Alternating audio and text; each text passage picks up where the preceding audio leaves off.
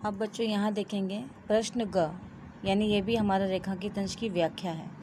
तो इसमें मैंने देखा कालिदास के विरही यक्ष से लेकर हमने सचेतन रूप पसंद था। आपकी पाठ्य पुस्तक में ये दिया गया है, तो वहाँ से ये पैराग्राफ इतना लिया और उसे क्या किया गया है, अंडरलाइन कर लिया गया है। अब इसी से हमें क्वेश्चन निकालने हैं, जैसे कि उपयुक्त गद्यांश का संदर्भ लिखिए, फिर रेखांकित अंश की व्याख्या कीजिए, प्रेयसी कैसे प्रसन्न होगी, और उसके बाद महाकवि को नदियों का कैसा रूप पसंद था। ये हमने प्रश्न उसमें लिए हैं, जैसे क, ख, ग और घ के हिसाब से। अब उत्तर में ग का है ना, ये प्रश्न ग है और ग का हम पहला वाला यानी कि क, उसका अर्थ हम दे रहे हैं यहाँ पर। अब इस अर्थ को हम कैसे देंगे। प्रस्तुत गद्यांश नागार्जुन जी द्वारा रचित हिमालय की बेटी से लिया गया है। जैसे अगर एक ही पैराग्राफ का हम कई बार जब अर्थ देते हैं तो कुछ जगह पे हमें उसको एक्सप्लेन करना, संदर्भ को पहले में तो आपको पूरा का पूरा बताना है, लेकिन तीसरे पैराग्राफ में आप इस प्रकार से भी संदर्भ को लिखा जा सकता है, क्योंकि हम ऑलरेडी उसी लेसन को पढ़ रहे हैं ना बच्चों। तो उसी के साथ साथ जब हम आगे जाते हैं तो हम इस प्रकार से भी संदर्भ को लिख सकते हैं, क्योंकि आप एक के बाद एक मुझे देते जा रहे हो, तो उस हिसाब से आप इस तरह से लिखोगे। लेकिन अगर पहले लिखना है तो इस प्रकार से नहीं लिखेगा, जैसा हमने पहले देखा था उस हिसाब से हमें लिखना है, ठीक है।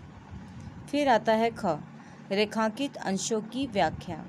तो प्रस्तुत गद्यांश में लेखक ने, कालिदास ने अपने काव्य में विरही यक्ष का जो वर्णन किया है, उसमें मेघदूत में कहा गया है कि बेतवा नदी को प्रेम का प्रतिदान देते जाना, तुम्हारी प्रेसी तुम्हें पाकर अवश्य ही प्रसन्न होगी। कालिदास को भी इन नदियों का सचेतन रूप पसंद था। अब हमारा प्रश्न ग था। ग में आप देखोगे बच्चों कि यहाँ पर है प्रेसी कैसे प्रसन्न होगी, है ना। तो अब हम इसे करेंगे कि प्रेसी तुम्हें पाकर प्रसन्न होगी। फिर हमारा फोर्थ वाला क्वेश्चन था, महाकवियों को नदियों का कैसा रूप पसंद था। ये हमारे उसी रेखांकित अंश में से ही उत्तर हमें खोजने हैं बच्चों। महाकवि को नदियों का सचेतन रूप पसंद था। अब ये यहाँ पे हमारे गद्यांश जितने भी हैं वो समाप्त हो गए हैं, ठीक है। अब हम देखेंगे क्वेश्चन आंसर। क्वेश्चन आंसर में बच्चों ध्यान देना है, जैसे प्रश्न नंबर मैंने यहाँ 4 दिया है, जैसे आपकी पाठ्य पुस्तक में क्वेश्चन आंसर हैं उसी हिसाब से मैंने यहाँ दे दिए हैं। तो हमने जैसे 3rd तक किया है, अब यहाँ मैंने प्रश्न 4 दे के 1 नंबर किया है, क्योंकि आपकी किताब में ये पहला क्वेश्चन है। नदियों को माँ मानने की परंपरा हमारे यहाँ काफ़ी पुरानी है, लेकिन लेखक नागार्जुन उन्हें और किन रूपों में देखते हैं। तो इसका उत्तर है, भारतीय संस्कृति में नदियों को माँ मानने की परंपरा रही है, लेकिन लेखक इन नदियों को विभिन्न रूपों में देखता है। वह इन्हें बेटी, प्रेयसी एवं बहन के रूप में देखता है। ये आपके पहले प्रश्न का ये उत्तर हो गया, ठीक है। अब आ गया प्रश्न नंबर 2, सिंधु और ब्रह्मपुत्र की क्या विशेषताएं बताई गई हैं। अब यहाँ पे उत्तर है, सिंधु और ब्रह्मपुत्र से ही अनेक नदियाँ रावी, सतलज, ब्यास, चेनाब, झेलम, कुंभा, कपिशा, गंगा, यमुना, सरयू, गंडक, कोसी आदि निकलती हैं। हिमालय के हिम नदों में पिघलकर एक एक बूंद से यह नदियाँ बनकर समुद्र की ओर प्रवाहित होती हैं। तो ये सिंधु और ब्रह्मपुत्र की क्या थी, ये विशेषताएं बताई गई हैं। अब आता है आपका प्रश्न नंबर 3, काका कालेलकर ने नदियों को लोकमाता क्यों कहा है।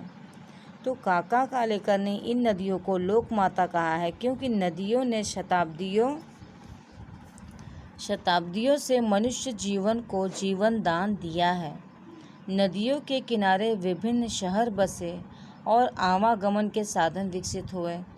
नदियों पर ही बांध बनाकर नहरें निकाली जाती हैं, जिससे खेतों में सिंचाई व बिजली का उत्पादन होता है। अब आगे हम प्रश्न नंबर 4 पर, हिमालय की यात्रा में लेखक ने किन किन की प्रशंसा की है। इसका उत्तर है बच्चों, हिमालय की यात्रा में लेखक ने पर्वतराज हिमालय की, इसके हिम नदों, विभिन्न नदियों, सिंधु और ब्रह्मपुत्र, हरी भरी घाटियों, बादलों, समुद्र आदि की प्रशंसा की है। तो ये आपके जितने क्वेश्चन आंसरिंग थे वो अब हो गए। अब हम क्वेश्चन आंसर के आगे यानी लेख के आगे आपके पाठ पुस्तक में बच्चों दिया है, तो अब हम उसके आगे देखेंगे। ये आपका क्वेश्चन आंसर यहाँ पे कंप्लीट हो जाता है। ठीक है।